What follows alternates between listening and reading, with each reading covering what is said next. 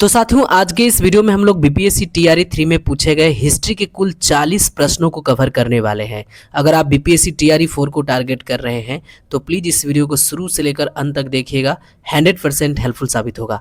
देखिए, एक प्रश्न पूछा गया था, दिल्ली सल्तनत कालीन इतिहास में सर्वप्रथम नाइब ममलिकात कौन बना था?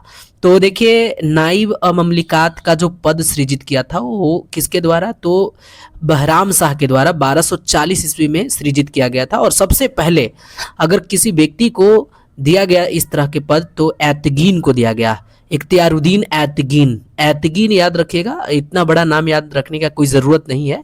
एतगीन इसका राइट आंसर हो जाएगा, इख्तियारुद्दीन एतगीन। ठीक है, नेक्स्ट क्वेश्चन की बात करें तो देखिए, एक प्रश्न क्या पूछा गया? एक प्रश्न था, गयासुद्दीन बलबन का मूल नाम क्या था? यानी उसका एकदम मूल जो नाम होता है ना, गयासुद्दीन बलबन का पहले वाला नाम क्या था? तो देखिए, पहले वाला नाम इसका जो था ना वो बहाउद्दीन बलबन था। क्या था? बहाउद्दीन बलबन था। ऑप्शन नंबर सी इसका राइट आंसर हो जाता, बहाउद्दीन बलबन।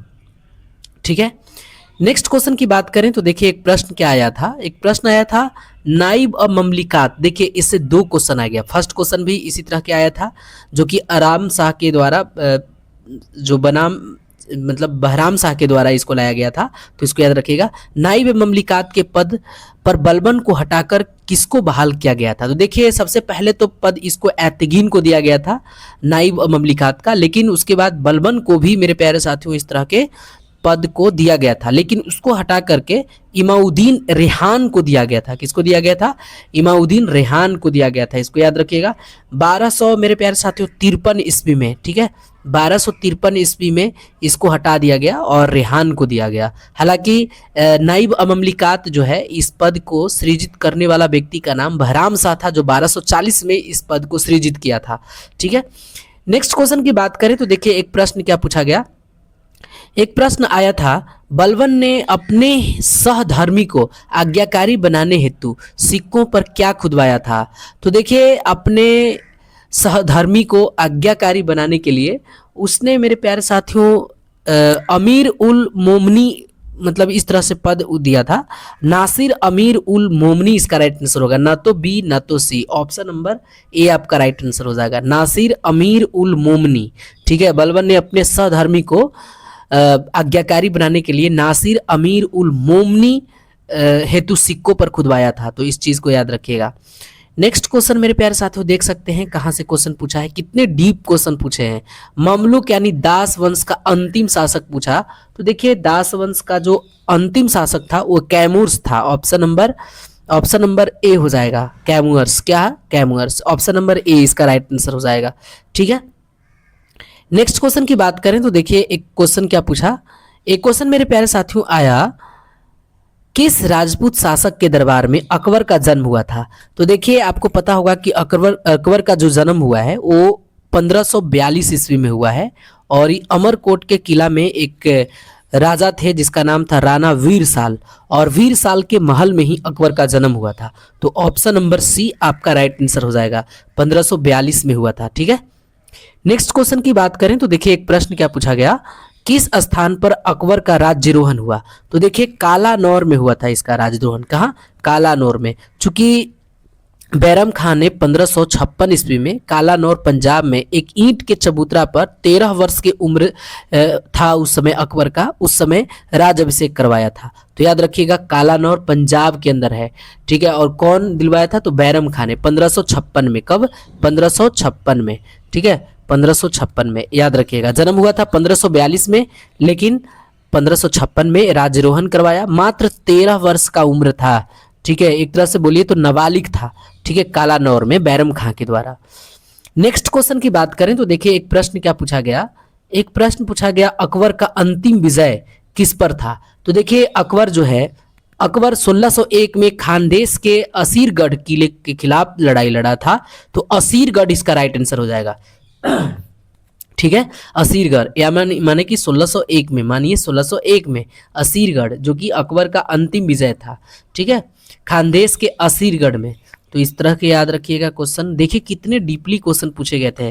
ठीक है, ना तो किसी भी तरह से आपके सब्जेक्ट कॉम्बिनेशन से मिल रहे हैं, ना तो 9th से, ना तो 10th से, बिल्कुल 11th से क्वेश्चन पूछा गया।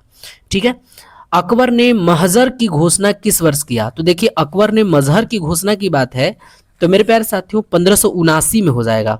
मजहर की घोषणा 1579 में। ठीक है। देखिए एक क्वेश्चन आया था, अकबर ने बुलंद दरवाजा कहाँ बनवाया था? तो देखिए बुलंद दरवाजा फतेहपुर सीकरी में बनवाया था, लेकिन ऑप्शन न तो ए होगा, न तो बी होगा, न तो सी होगा, यानी ऑप्शन नंबर ई होगा। अकबर ने बुलंद दरवाजा कहाँ बनाया था? तो फतेहपुर सीकरी में बनवाया था, उत्तर प्रदेश के अंदर। ठीक है। नेक्स्ट क्वेश्चन की बात करें तो देखिए एक प्रश्न क्या पूछा गया, एक प्रश्न था हड़प्पा सभ्यता को किस ऐतिहासिक चरण में रखा जाता है? तो देखिए हड़प्पा सभ्यता, आपको पता है कि हड़प्पा जो सभ्यता है उसको हम लोग सिंधु घाटी सभ्यता के नाम से भी जानते हैं और ये वर्तमान में पाकिस्तान के पंजाब प्रांत में है। ठीक है। तो देखिए हड़प्पा सभ्यता में बहुत सारे लिपि मिले, लेकिन उन लिपियों को आज तक कोई नहीं पढ़ सका, यानी लेखन कला के विकास उस समय हो चुके थे, लेकिन क्या लिखा हुआ है इस बात की जानकारी अभी तक किसी को नहीं चला। यानी लिख तो सकते थे लेकिन उसको पढ़ नहीं पाए, इसीलिए उसको आदि ऐतिहासिक काल में रखा गया, यानी ऑप्शन नंबर सी आपका राइट आंसर हो जाएगा। हड़प्पा सभ्यता को किस ऐतिहासिक चरण में रखा गया? तो आदि ऐतिहासिक चरण में रखा गया। Option number C is the right answer. देखिए नेक्स्ट क्वेश्चन की बात करें तो एक क्वेश्चन था सिंधु घाटी स्थल सूत कांगडोर किस नदी के किनारे है? तो देखिए सूत कांगडोर की बात करें तो यह पाकिस्तान के बलूचिस्तान में है और ये दास्क नदी के किनारे है। किस नदी के किनारे? दास्क नदी के किनारे, पाकिस्तान में। कहाँ? पाकिस्तान में दास्क नदी के किनारे है। तो ऑप्शन नंबर बी आपका राइट आंसर हो जाएगा, पाकिस्तान में दास्क नदी के किनारे, बलूचिस्तान प्रांत में। ठीक है। देखिए नेक्स्ट क्वेश्चन की है बात, तो देखिए एक क्वेश्चन आया था सिंधु घाटी स्थल हुलास, देखिए हुलास भारत के किस राज्य में है? तो देखिए ये हुलास जो है ना, ये सिंधु घाटी का स्थल है। और ऐसे तो हम लोग जानते हैं कि सिंधु घाटी सभ्यता का सबसे पूर्वी स्थल जो है वो आलमगीरपुर है, उत्तर प्रदेश। लेकिन मेरे प्यारे साथियों उत्तर प्रदेश में एक और सिंधु घाटी सभ्यता का एक और स्थिति मिली है जो कि हुलास में मिली है, जो कि यूपी के सहारनपुर जिले में है। ठीक है। तो ऑप्शन नंबर इसमें से कोई नहीं मेल खा रहे हैं, तो हुलास आपके उत्तर प्रदेश में हो जाएंगे। कहाँ हो जाएंगे? उत्तर प्रदेश में। ऑप्शन नंबर ई चला जाएगा। नेक्स्ट क्वेश्चन देखिए एक क्वेश्चन क्या पूछा, एक क्वेश्चन पूछा यूनानी साहित्य में चंद्रगुप्त मौर्य को किस नाम से जाना गया? तो देखिए चंद्रगुप्त मौर्य को सेंट्रोकोटस के नाम से जाना जाता था, इसके साथ साथ मेरे प्यारे साथियों एंड्रोकोटस के नाम से जाना जाता था। तो सेंट्रोकोटस तो दिया है लेकिन एंट्रोकोटस कहीं नहीं दिया है। एंट्रो दिया है तो इसको देख करके आप बिल्कुल भी ए नहीं मार दीजिएगा, क्योंकि योकस लगा, एंट्रोकस, एंट्रोकस। ठीक है, एंट्रोकस। तो देखिए एंट्रोकस, एंट्रो, एंड्रोकट, एंड्रोकोट, एंड्रो, देखिए एंट्रो है यहाँ एंट्रो, लेकिन एंड्रोकोटस होता है। तो देखिए कितने माइनर सेट लगाए हैं, कितने माइनर चीज़ों पे ध्यान दिया गया ऑप्शन में। ठीक है। अगर यहाँ पे सेंड्रोकोटस कहा तो सही है, अगर आपको एंड्रोकोटस कहता फिर भी सही होता, वो भी सही हो जाता, लेकिन एंट्रोयोकस दिया है तो ये ऑप्शन गलत हो जाएंगे। ए बी भी, ए बी सही हो जाएगा। कौन हो जाएगा? बी सही हो जाएगा। ठीक है। नेक्स्ट क्वेश्चन है, देखिए एक क्वेश्चन क्या पूछा गया, किस यूनानी लेखक ने कहा कि एरियाना प्रदेश चंद्रगुप्त मौर्य को विवाह में दिया गया था?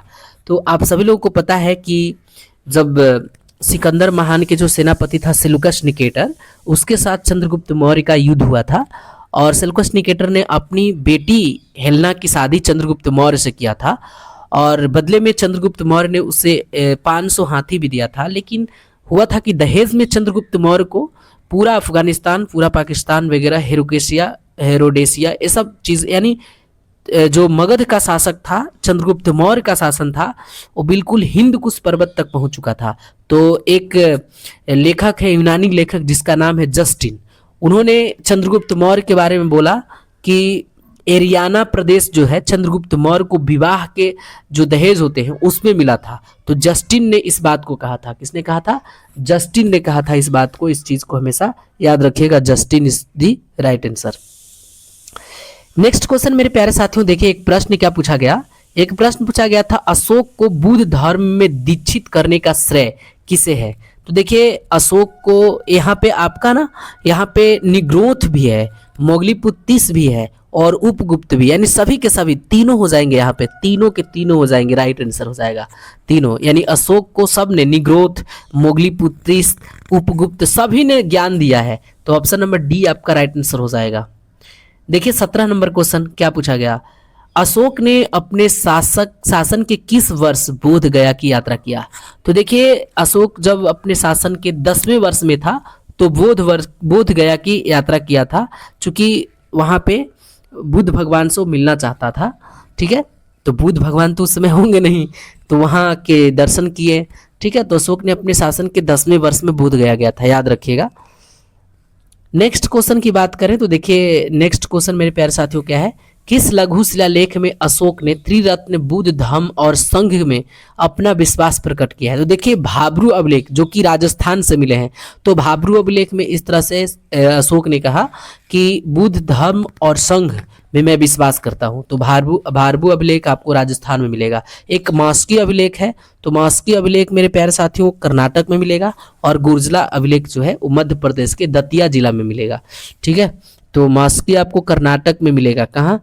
कर्नाटक में मिलेगा, तो इसको याद रखिएगा। गुर्जरा जो है एमपी में मिलेगा, यानी मध्य प्रदेश में मिलेगा, तो इसे आप लोग ध्यान रखिएगा। नेक्स्ट क्वेश्चन देखिए क्या है, मौर्य प्रशासन में संग्रहण के अधीन कितने गांव आते थे? तो देखिए यहाँ पे 100 गांवों को लिया जाता था गोद। मौर्य प्रशासन में संग्रहण 100 गांवों का होता था, तो ऑप्शन नंबर ए आपका राइट आंसर हो जाता। नेक्स्ट क्वेश्चन की बात करें तो देखिए एक क्वेश्चन क्या पूछा गया, एक क्वेश्चन मेरे प्यारे साथियों पूछा गया था, कौटिल्यकृत अर्थशास्त्र में कितने प्रकार के गुप्तचरों का वर्णन है?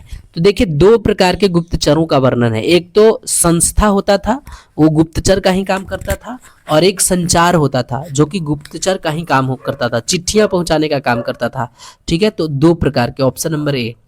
नेक्स्ट क्वेश्चन देखिए क्वेश्चन 21 नंबर, मौर्यकालीन में मुद्राओं के परीक्षण की जिम्मेदारी किसकी थी? तो देखिए रूपदर्शक, इसका नाम रहता था रूपदर्शक, जो कि मुद्राओं को निरीक्षित करता था, तो उस व्यक्ति को हम कहते थे रूपदर्शक। क्या नाम था? रूपदर्शक। मौर्य काल में मुद्राओं के परीक्षण की जिम्मेदारी किसकी होती थी? रूपदर्शक की होती थी।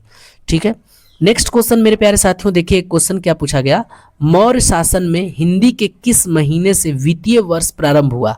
तो देखिए मौर्य काल में जब हिंदी के किस महीने से वित्तीय वर्ष की प्रारंभिक स्थिति पूछी जा रही है, तो आषाढ़ महीना को वित्तीय वर्ष के रूप में वहां पे मौर्य काल में कहा जाता था। नेक्स्ट है, मौर्य काल में कितने नागार्जुनी पहाड़ी पर कुछ गुहा विहार का निर्माण किया गया? तो दशरथ के द्वारा। किसके द्वारा? दशरथ के द्वारा। अब दशरथ कौन था? तो चंद्रगुप्त मौर्य से ही जुड़ा हुआ है, उसका बेटा बिंदुसार का अशोक, उसके बाद दशरथ। तो ये सब चीजों को ध्यान रखिए। देखिए क्वेश्चन, हर्ष एवं पुलकेशिन द्वितीय के मध्य संघर्ष का वर्णन करने वाला एहोल अभिलेख के लेखक? तो रविकृति। एहोल के लेखक कौन है? रविकृति। एहोल के लेखक कौन है? रविकृति। याद रखिएगा, एहोल के लेखक रविकृति हैं। देखिए एक प्रश्न क्या पूछा गया था, हर्षवर्धन का सेनापति कौन था जिसने उसे सिंहासन रोहन हेतु उत्साहित किया था? तो देखिए यहाँ पे हर्षवर्धन की बात कर रहे हैं, तो हर्षवर्धन का सेनापति का नाम सिंहनाद था। क्या नाम था? सिंहनाद था, जो कि हर्षवर्धन को सिंहासन रोहन के लिए बहुत उत्साहित किया था, और लास्ट में हर्षवर्धन सिंहासन को हासिल ही कर लिया। ठीक है, नेक्स्ट देखिए एक प्रश्न क्या पूछा गया था, यहाँ से प्रश्न पूछे गए, चीनी लेखक के अनुसार किस वर्ष हर्ष ने मगध राज की उपाधि धारण किया?